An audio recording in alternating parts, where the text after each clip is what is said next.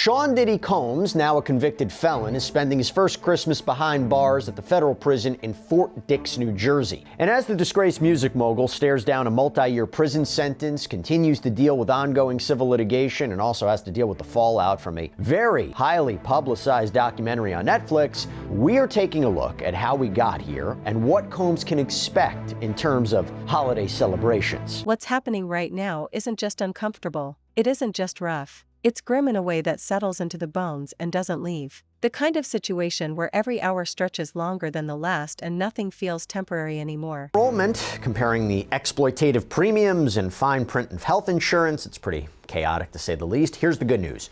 Crowd Health is different. Why? The members fund each other's bills directly. If something big happens, you pay the first $500 and the crowd funds the rest. They have a track record of handling major events, including bills over $1 million, giving you confidence that you need. Plus, you get access to low-cost prescriptions, testing, high-quality doctors. And look, with ACA subsidies expiring, premiums, they're going to skyrocket. And so far, members have saved over $40 million. So this open enrollment, take your power back. Join Crowd Health to get started today for $99 for your first 3 months. Use code SIDEBAR at joincrowdhealth.com. Crowd Health, it's not insurance. You can opt out. This is how we win. Joincrowdhealth.com. Well, instead of jet-setting off to a tropical location or entertaining his kids at one of his many properties, Sean Diddy Combs is celebrating the holidays at a federal prison in New Jersey. It is his first Christmas as a convicted felon and his first Christmas at the FCI Fort Dix. Combs was sentenced to 50 months in prison after his conviction on 2 counts of transportation to engage in prostitution, so it's about 4 years, but with credit for time served. Now, I will tell you, in a little bit, I am going to be speaking with somebody who is apparently consulting with Diddy right now in prison. But in the months leading up to his trial in New York City, Combs was housed at the MDC, the Metropolitan Detention Center out in Brooklyn. This is a notorious jail of more than 1,000 inmates that has been plagued with issues for years. Violence, deplorable conditions, smuggling of contraband like drugs. There's a lack of manpower, apparently. But after the jury handed down their decision, so acquitting the 56-year-old of racketeering and sex trafficking charges, the highest counts that he was facing, Judge Arun Subramanian imposed the sentence, and Combs was then transferred to Fort Dix, this minimum security prison that his legal team had requested be his home for the foreseeable future. In an October 6 letter to the court, one of Combs' attorneys, Tenny Garagos, wrote, "On behalf of Mr. Combs, we respectfully request that the court strongly recommend a designation facility to the Bureau of Prisons in Mr. Combs' judgment in order to address drug abuse issues and to maximize family visitation and rehabilitative efforts. We request that the court strongly recommend to the Bureau of Prisons that Mr. Combs be placed at FCI Fort Dix for RDAP purposes and any other available educational and occupational programs." What's RDAP? Well, RDAP stands for Residential Drug Abuse Program. It's available only to federal prison inmates who have at least 2 years left on their sentence.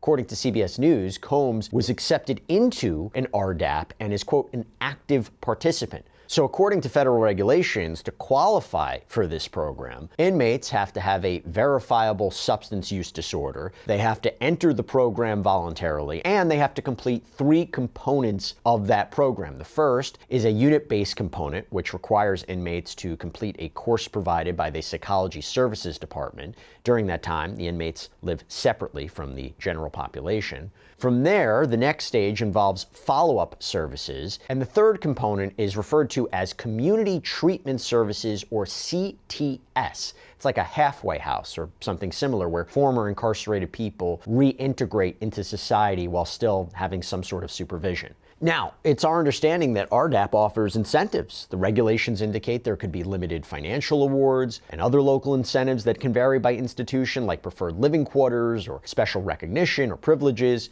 But completing a residential drug abuse program, RDAP, can even knock time off your sentence. So you can see how it's an attractive option. Now, we've heard about Combs' alleged drug use in the past, even, by the way, from his own lips. The walls don't just hold someone in, they press in, day after day, until even breathing feels like a conscious effort. The conditions being whispered about aren't shocking because they're chaotic. They're disturbing because they're controlled. Everything is regulated, measured, stripped down to the bare minimum. Comfort is not part of the design. Stability exists, but it's cold and mechanical. There's no warmth in routine when the routine itself is meant to remind you that you have no say. Days begin before the body is ready. Lights snap on without warning. Sleep is interrupted, not ended. There's no gentle transition from rest to movement. The body lurches awake, already tense, already preparing for another stretch of forced alertness. Rest becomes shallow over time, and exhaustion piles up quietly.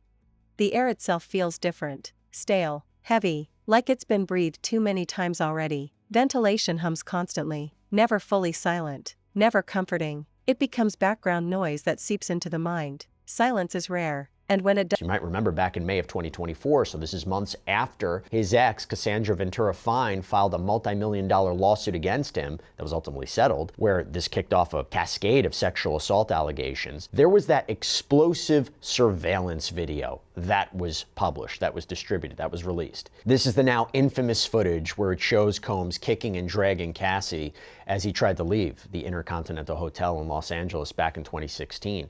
Cassie has contended that she was trying to escape from a so-called freak-off, you know, these prolonged marathon-like sex sessions where she was required to be intimate with a male sex worker or Combs, sometimes both, while high on drugs like ecstasy. But when Combs realized that she had left, he comes running down the hallway, only wearing a towel, apparently trying to bully Cassie into returning to the room. That is until hotel security intervened. Now that video spread like wildfire. It was seen by people all over the world, and some members of the public who had previously stood behind Combs questioned Cassie's narrative in her lawsuit. There was a big change. Those who were saying, you know, these allegations of him being violent and abusive, they were total falsehoods, started to falter, right? Started to change once that video came out. And going back to what I was mentioning, it was at this point that Combs posted an apology video to Instagram where he talked about drug abuse. It's so difficult to reflect on the darkest times in your life. Sometimes you got to do that. I was up. I mean, I hit rock bottom, but I make no excuses. My behavior on that video is inexcusable. I take full responsibility for my actions in that video. I'm disgusted. I was disgusted then when I did it. I'm disgusted now. I went and I sought out professional help. I had to go into therapy and go into rehab. Had to ask God for his mercy and grace.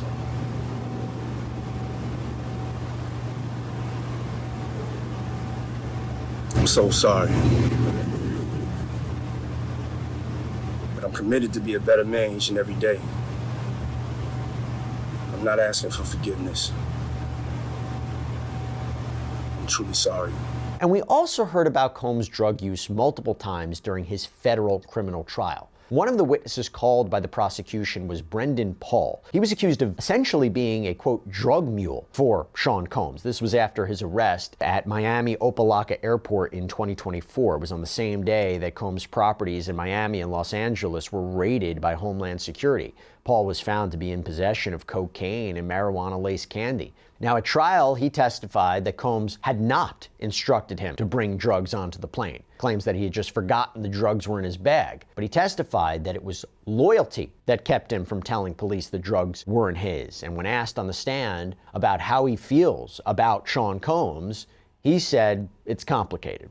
As part of a plea deal, the charge for having the marijuana candy was dropped. Paul entered a drug diversion program, which is often offered to first-time offenders, and he was given immunity in exchange for his testimony. So nothing he said at trial could be used against him as long as it was truthful. During his testimony, Paul had this exchange with a prosecutor, quote, "Mr. Paul, were you ever instructed to obtain drugs for Mr. Combs?" "I was." "Who instructed you to obtain drugs for Mr. Combs?" "He did himself or other assistants." "What types of drugs did you buy for Mr. Combs?"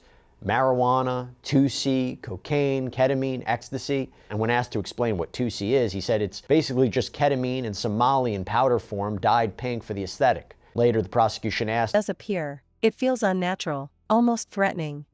Movement is limited and deliberate. Every step is accounted for. Every pause is noticed. There's no wandering, no pacing just to think. Space is rationed. Freedom of motion is treated like a privilege instead of a right. Even stretching feels watched.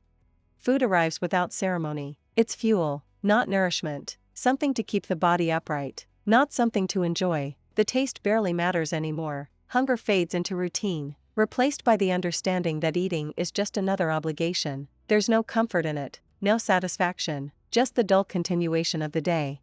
What really disturbs people paying attention isn't a single horror story, it's the consistency, the sameness. Each day mirrors the last so closely that memory starts losing detail. You stop remembering what happened yesterday because it was identical to today. Time becomes thick, slow, and sticky, like moving through mud.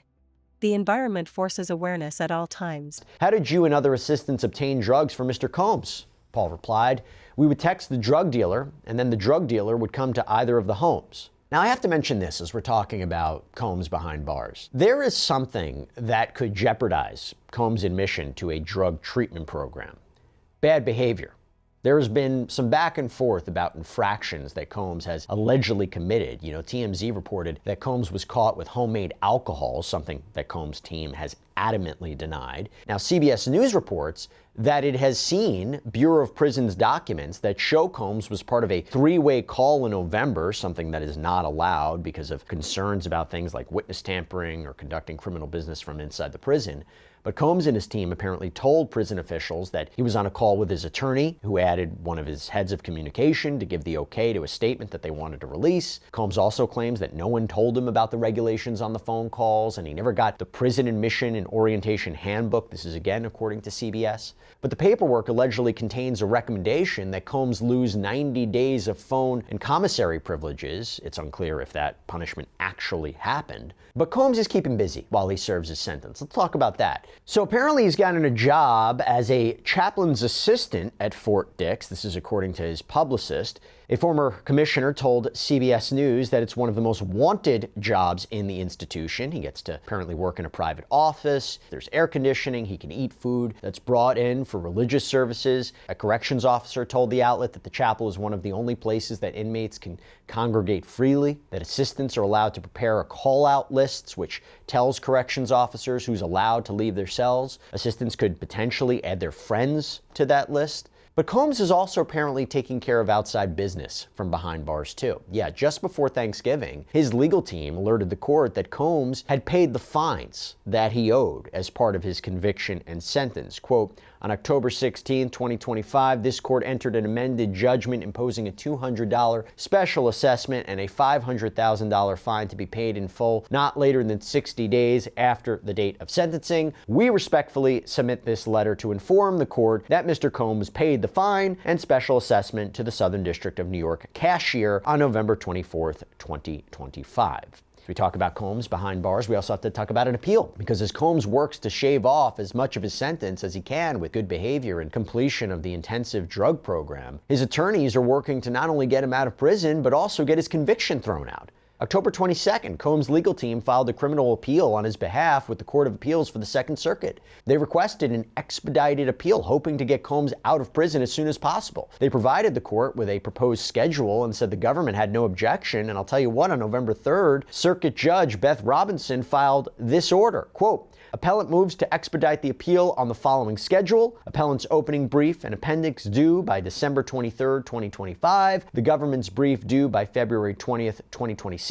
Appellant's reply brief due by March 13th, 2026. And oral argument in April of 2026. It is hereby ordered that the motion is granted. Yeah, so we'll be on the lookout for that one as well. Okay, in the meantime, what do Combs' holidays look like now that he's in federal prison? Well, the multimillionaire won't be able to spend it like he used to, but there are special meals and activities that inmates can participate in. In fact, Combs apparently teamed up with an internal group called Bankroll Bosses to help organize and fund a special meal for his fellow inmates. According to a report from Us Weekly, the group volunteered to buy food from the prison's commissary, but they didn't just buy it. No, they reportedly spent 2 days preparing all of this food for these inmates. In all, the outlet reports that 1,000 inmates were served. Now, Combs gave this quote to Us Weekly through his spokesperson, quote, Thanksgiving to me is about making sure other people eat. There is no true relaxation. Even sitting still requires caution. You learn quickly not to react, not to stand out, not to draw attention. Being invisible becomes a survival tactic. Personality gets muted, expression gets flattened. That kind of constant restraint changes a person. Shoulders stay tight, jaw clenches without realizing it. Breathing becomes shallow. The body adapts to tension as if it's normal. And after a while, calm feels unfamiliar. Sleep, when it comes, isn't restorative, it's fragmented, broken by noise, light, movement, and the mind's refusal to shut down. Thoughts replay endlessly, regrets resurface, anxiety sharpens in the dark. Without distractions, the brain turns inward, and not gently. Hygiene routines are rushed and impersonal: cold water, limited time, no privacy. Even basic self-care feels like another reminder of lost dignity. Mirrors reflect a face learning how to exist in a place that doesn't allow softness. The psychological pressure is relentless. Control is Everybody misses their family. People get depressed during the holidays. We just wanted to come together as a family and do our own thing. Now, there's no word on what exactly Combs and other inmates purchased from the commissary to make this meal, but it is apparently a very nice gesture regardless. According to TMZ, the Christmas menu at Fort Dix includes a whole Cornish hen, mashed potatoes, cornbread dressing, mixed vegetables. But now I want to bring on a very special guest. Okay, so now I want to welcome back on prison consultant Justin Perperni. And I want to welcome back on not just because I love having Justin on, but Justin, you are now working with Sean Combs and his team while he's in prison. Can you talk to us a little bit more about that? Well, I've had a connection through a mutual friend with Sean for many years. And when you're in custody, when you're sitting in segregation, it can change you and you want to learn. So our mutual friend a while back sent him a book called Earning Freedom that was written by my friend, Michael Santos, who I met in prison, who mentored me. And Michael spent a year in segregation before he was convicted and served a long time in prison. So our friend thought that book could help him get through his own crisis. And when you're in prison, you relate to people who are enduring a similar crisis. So I was very encouraged when she sent the book and he read the book and said, I can't change what's happened, but I'd like to begin to use this experience as an opportunity to help people in prison. So through Prison Professors Charitable Corporation, which does work in every BOP prison, it does work in a lot of state facilities as well, he has begun to document and say, how can I use this experience as a way to help people? And the beauty of that is you read these interviews about people in prison, even people who have been in Fort Dix. We have other people in our community at Fort Dix. And the common refrain in prison is, it's boring. The days feel like Groundhog Day. It doesn't have to be, right? It can be incredibly productive, and you can get there by learning from other people and beginning to document the journey. So that's how the relationship began. And it's really an emphasis on using the experience productively, recognizing you can't change what led to this 15-month sentence right now, but he can change how he responds. And when you do that, you bring a lot of meaning to your own prison term. The days don't feel long and boring. And you also begin to help other people. And regardless of how you feel about Sean Combs, you can't deny that he has an ability to inspire and help other people. And he's beginning to do that on the inside. And I think that's wonderful. So I'll always be grateful our friend sent him a copy of Earning Freedom, and he went through it and he's learning from it. He's implementing the strategies we teach. What are some of the ways that he's helping? I mean, I mentioned before that he has this specific position as a chaplain's assistant, helped with Thanksgiving meals. What else is he doing to help his inmates? So there are some people in prison who they just continue to play the victim. It's not their fault. They've been harmed. The prosecutor's looking to advance their career. Everyone has an agenda, and it would have been a shame, I expressed to the team, if he didn't use the experience to focus on the good that he can do. So how can he be of value to people? When a prisoner is getting ready for their release from prison, do you know what it's like before you go home from prison, Jesse? Do you know the anxiety someone faces? They're scared. Yeah, they're scared. You're a convicted felon. You've been debanked. You can't get a license. You might not be able to get housing. You might be unemployable. You don't have a documented record that shows why you're a candidate for a second chance. So clearly, given his business skill set, his success, rather than lament about the unfairness and blame everybody, he said, I'm here. I'm going to use the experience productively. Well, how do you do that? You do what he began to do before he got even sentenced to prison. And I think his lawyers did a good job of expressing to the judge how he used his time in detention at MDC well by mentoring other prisoners. What would you like to do when you come home? Well, how do you develop that? How do you build that? What relationships do you need? What education do you need to develop? Is there value in absolute? When to wake, when to eat, when to move, when to stop. Choice disappears in small ways first, then completely. The loss doesn't hit all at once. It settles slowly, like realizing one day that you no longer ask questions because answers don't change anything. That's the part insiders find hardest to describe. Not fear in the dramatic sense, but a constant low-level vigilance. Always watching, always listening, always calculating. It drains energy faster than physical labor ever could. Conversations, when they happen, are careful. Words are chosen sparingly. Silence is often safer. Trust is rare. Even neutral interactions carry weight. A glance can mean nothing or everything, and learning the difference takes time and mistakes. The body changes under these conditions. Movements slow, reactions dull, emotions flatten, not because the person doesn't feel, but because feeling too much is dangerous. Detachment becomes protection. The loss of control is constant, being told when to eat, when to move, when to stop. No choice over. It was really, kind of seemed to strike that theme as well, because he's saying, he had forced me out of the stake of my company. He had to deal with things like homelessness, while in the 2000s and 2010s, Diddy was really prospering, music, business, fashion. And one of the things that he had said, what he alleged in the documentary, and again, this is an allegation from him, was that the name Bad Boy Entertainment, Combs's name was not really involved in that on the corporate side. And one of the things he's saying is the reason for that was to avoid having to pay any liability from, the devastating basketball game that had happened in the early 90s, where he was the subject of wrongful death lawsuits because of the multiple deaths that had occurred as a result of that basketball game that Diddy was behind organizing. So that was really, surprising to hear.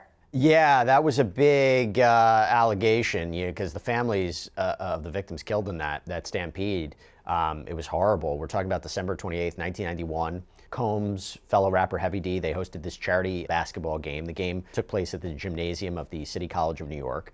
And according to the New York Daily News, before the basketball game started, people who weren't let inside, they broke a window, swarmed toward the entrance of the gym, all went down a staircase. The doors at the bottom of those stairs open towards the stairs, not towards the gym. So once a crowd got down there, they couldn't get the doors open and people started being crushed. 9 people died, dozens of others were injured. And there were no criminal charges that were ever filed against anyone for the stampede, but multiple families and injured victims, they filed lawsuits. And that's just one part, right? So I actually wanted to get into this too. The docuseries devoted a lot of time to the killings of Tupac Shakur and Biggie Smalls, and Combs' alleged connections to this, to both men, obviously knew both of them. So there have been accusations made in the past that Combs' involvement in the East Coast, West Coast rap feud of the 90s, there was more than just talk, that it could have involved things like hit orders. Now, to be clear, these are allegations. There's no evidence to suggest this. This series, though, it emphasizes that he has never been investigated or charged regarding their assassinations. Nevertheless, several interviewees during this documentary expressed that Combs' actions seem suspicious in hindsight. The documentary plays part of an interview that Dwayne "Keefe D. Davis did with investigators looking into Tupac's murder, which had become a cold case. And on the tapes, Keefe D. says that Combs agreed to pay him if he killed Tupac and also rival record label head Suge Knight. Now, Davis allegedly admitted that his nephew Orlando Anderson was the one who shot the men, killing Tupac, injuring Knight. But Davis says Combs never came through with any payment. And by the way, Davis is currently awaiting trial for Tupac's murder in Las Vegas. Combs has always denied any involvement in the assassination. That was a big moment, I would say. Elizabeth, that was a big part of this. I didn't know that was going to be a part of this documentary. I was really surprised as well. So I believe it's the second episode that dedicates a lot of time to it. And like you said, there have been insinuations in the past. They played video clips of, Sean Combs being asked in prior interviews in the 90s and 2000s, do you know, who killed these men? Did you have any involvement? He's always denied it. To be clear, these are just allegations. But yeah, that was really, really shocking. And one of the sort of a little bit more of the backstory behind his alleged involvement with Tupac was that a lot of the interviewees in the documentary were saying that Biggie, who was signed with Bad Boy and who was really close with Diddy at the time, was starting to form a friendship with Tupac, and they were getting really close. And a lot of the interviewees were saying, in their view, Diddy didn't really appreciate that. So I think a lot of the themes that you see again is coming up as him sort of wanting and needing to be the number one person in people's lives, whether it was personal, business. And it's really interesting because you see a lot of the themes that, again, the prosecution was trying to push forward. The smallest details. For someone used to autonomy, that shift is crushing. It reinforces a brutal truth. Nothing from the past offers protection here. Status doesn't matter. History doesn't matter. Everything resets. That realization hits harder than any physical discomfort, because it confirms that this environment operates on its own rules, and survival depends entirely on adaptation, not identity. Fear inside isn't always loud. It's subtle. It's the fear of misreading a situation, of being in the wrong place at the wrong time, of trusting the wrong silence, of misunderstanding a look. According to what's emerging, safety isn't about strength, it's about awareness and restraint. And that awareness never turns off. Even downtime doesn't feel calm. Recreation isn't relaxing. Quiet moments feel loaded. The brain is constantly processing surroundings, constantly adjusting behavior. That level of vigilance slowly erodes mental clarity. Focus weakens. Emotions flatten. Everything starts to feel distant, like you're watching your own life from the outside. This is the real horror being described. Not chaos, not constant violence, but a system designed to wear someone down slowly and efficiently. A place where nothing that we saw in his personal life with Cassandra Ventura always needing to be number one, not necessarily regarding the damages he's doing to other people in the prosecution's eyes, right? Playing out in the business sense. So the backstory is that he didn't appreciate the friendship that was forming between Biggie and Tupac, and therefore, that's where his alleged involvement came in. And then when in terms of the non-payment, I think that was also a really shocking moment as well, because that's something we saw happening over and over in the documentary. Multiple people who are saying, I was cheated out of my share in the company. I wasn't paid hundreds of thousands of dollars. And allegedly, that's sort of how he treated the artists that were on his label. So again, it's the theme of always wanting to be number one and, not necessarily giving people their due, business sense or personal sense.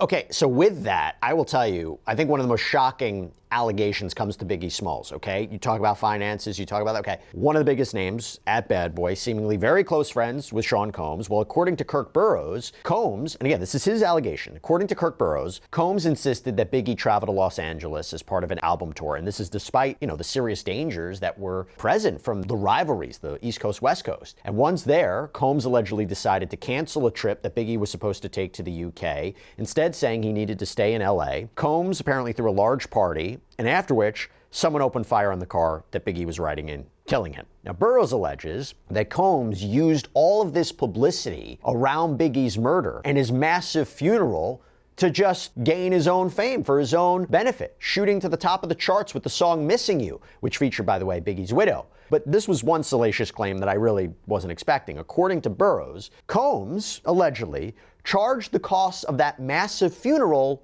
to Biggie's estate and had Biggie's recently renegotiated contract changed to make it more favorable for Bad Boy Records and less favorable for Biggie's loved ones after his death. Elizabeth, again, that one I wasn't expecting. Yeah, it was really unexpected. And again, I think it speaks to the strength of the documentary, just at least creatively and what they were able to get in terms of the interviewees, claims that we hadn't heard before. So the claims were that, he had wanted, in the documentary, the interviews talk about, Diddy had said, we need to put on the biggest funeral New York has ever seen for Biggie. And when apparently, allegedly, when he saw how much it would cost, that's when he had said, we'll be charging this to the estate, allegedly. One of the other things was he had wanted to put out that song about Biggie after he had passed away, and that was really a big moment. He had performed it at the MTV Movie Awards. And then one of the other claims was, Biggie was set to debut on the cover of Rolling Stone, or at least be on the cover of Rolling Stone. And allegedly, one of the interviewees says after he had passed, Sean Combs had called him and said, I'm coming out with my first solo album. I need that cover. So Sean Combs had allegedly taken that cover from Biggie even after he had passed away. And again, it kind of rides to this theme of, in the public, his friend had passed away. He was devastated. But sort of what you see behind the scenes, at least what the documentary is alleging, is all the different ways he's using that to help benefit him financially and in terms of his career, which is something that we hadn't seen before. And, even myself, like I'm sure you empathize, Jesse, as a millennial, we grew up seeing Diddy, knowing the backstory of him and Biggie and sort of knowing that song and thinking, oh, they were close friends. He paid tribute to his friend. That's so moving. And then to hear all of these allegations, it really paints, another picture. I remember when that happened. It was such a sad time, and to think about them dedicating a song to his close friend, I mean, it hit an emotional core. You looked at Diddy in a totally different light. Now, these, again, are a different narrative, a different allegation. We're trying to piece it together. I do want to get into the jurors, okay? So the jurors at the trial. Before we do, let me just highlight a couple more things, and then we'll get into the jurors in the cease and desist letter. So dramatic has to happen for damage to be done. The nightmare isn't about one bad day. It's about every day being the same. The longer that continues, the harder it becomes to imagine anything else. Hope doesn't disappear all at once. It fades quietly, it thins out, it becomes harder to access. And once it's gone, getting it back feels impossible. That's why these details are so unsettling. They don't describe disorder. They describe control. And that control doesn't need to be cruel to be devastating, it just needs to be constant. Slow, relentless, unchanging. And once you're trapped inside that rhythm, the scariest realization isn't that something terrible might happen. It's that this is simply life now. Recreation doesn't feel like relief, it's controlled, limited, watched. There's no escape in it, just a slight change in scenery that still reminds you where you are. Freedom is never fully simulated, it's hinted at, then taken away again. The sense of identity erodes quietly, past achievements, status, reputation, none of it matters here. The system doesn't recognize history, it only recognizes compliance. That realization is devastating in a way that's hard to articulate.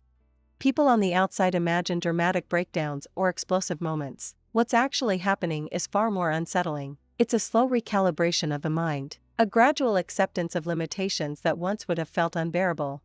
Hope doesn't vanish in one moment. It thins. It becomes quieter. It waits in the background while routine takes over. And once routine hardens, imagining a different life becomes difficult. That's why these conditions are leaving people disturbed, not because they're lawless, but because they're methodical, efficient, designed to reduce a human being to compliance through repetition. There's no single headline-worthy moment. Just day after day of pressure. Day after day of controlled discomfort. Day after day of learning how to exist in a place that gives nothing back. And the longer it continues, the more it changes someone in ways that can't be easily undone. That's the grim reality being hinted at. Not a collapse. Not chaos. But a slow, grinding transformation that happens quietly, behind walls, while the world moves on without noticing.